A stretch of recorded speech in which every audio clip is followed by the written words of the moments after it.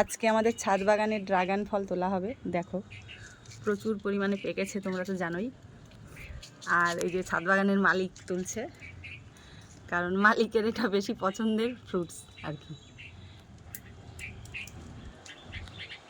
Heavy heavy, দেখো কতগুলো হয়েছে, একবারে পেকেছে 6টা, তাই না বাবা? কি সুন্দর, আর খুব মিষ্টি আমাদের ড্রাগনগুলো। এবারে না সাইজটাও বেশ ভালো হয়েছে, সুন্দর, তুলতেও বেশ মজা লাগে। বেশ বড় বড় সাইজে হয়েছে। এইটা বেশি পেকেছে, এটা সবার আগে মানে পেকেছিল।